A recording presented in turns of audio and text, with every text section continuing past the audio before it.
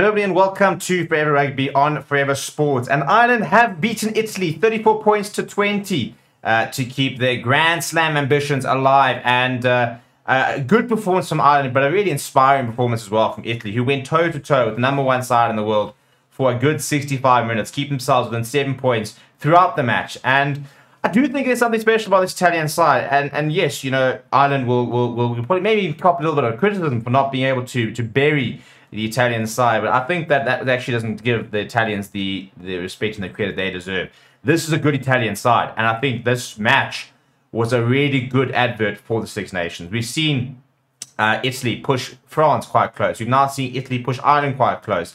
In the end, it was 14 points, but only thanks to a late try from Mac Hansen in the 71st minute. Before then, however, it was within 7 points throughout the entire match.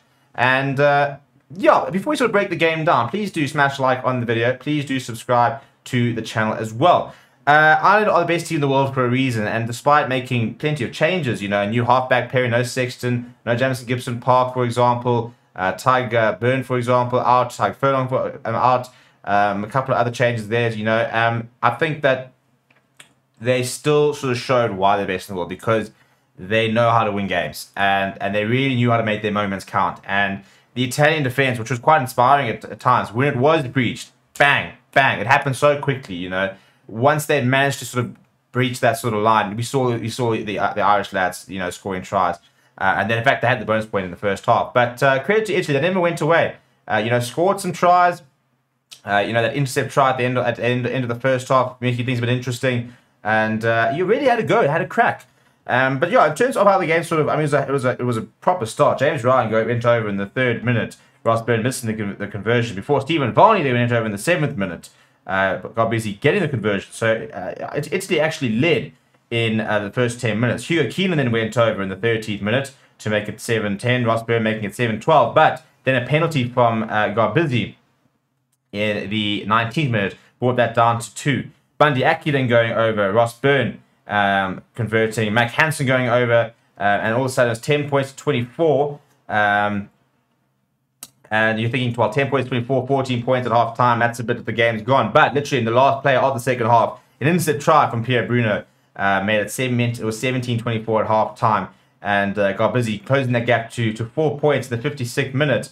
And until Ross Byrne then also decided to take the points in the 65th minute, it was a 44-point game and then a 7-point game before Mac Hansen went over in the 71st minute. In terms of some of the stats, this is quite interesting. Possession 50-50. Who would have thought that Italy would have managed to have kept 50% possession against Ireland? Territory, however, very much in Ireland's favour, 62%. 5 tries to 2, 3 conversions to 2, 1 penalty, 2 for Italy. But this is what's quite interesting. Meters run from Italy, 479. Ireland 514, 27 defenders beaten from Italy, 18 from Ireland. Ireland had more clean breaks, more gain line carries, passed 186 to 185, so plenty of passes in and around that game. 7 offloads from Ireland, but 8 turnovers won. The ruck was a bit of an issue for Italy. More kicks from hand from Ireland. But you know, for me, the tackle stats are the most impressive. Italy were asked to make 174 tackles and missed 18, a tackle success rate of 90%. On the other hand, Ireland were asked to make 133 tackles and completed just 106 at an 80% tackle success rate.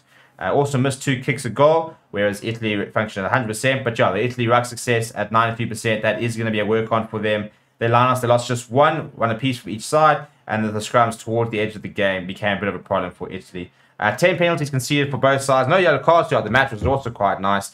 But let's look at some individual performances, shall we? If we're looking at Ireland, Mac Hansen got the man of the match. Not sure I completely agree with that. But 58 metres regained, 1 defender beaten, 2 clean breaks, 2 tries, which is probably the main sort of thing there. James Lowe also pretty heavily involved, 180 metres gained, 2 defenders beaten, 2 tries, assists, an offload, 4 clean breaks.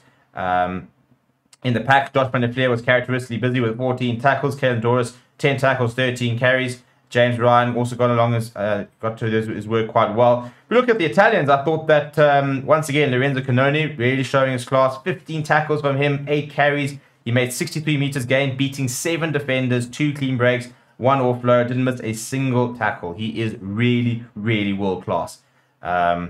if you look at the backline players, I mean, I thought they were having a great time. I mean, Menoncello, 2 defenders beaten, a clean break, offload, 57 meters gained, 12 tackles made, not a single one missed. Him and I thought Jean Ignacio Brix were really good today.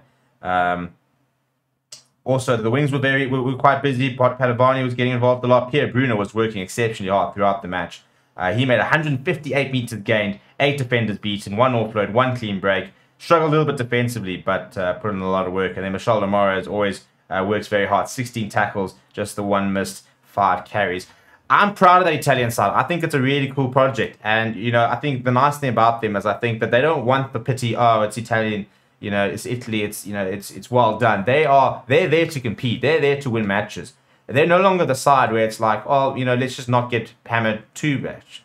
You know, it's about them going out and trying to win matches. And they were trying to win the match today. And I think that they've got a, you know, they've shocked, you know, Wales last year. They shocked Australia. And I think there's plenty more upsets in the horizon for this Italian side. But let me know what you think down in the comments below. Please do smash like on the video. Please do subscribe to the channel as well. Thank you very much for watching. My name is Steven, and I'll chat to you soon. And try and change the narrative of what's happening with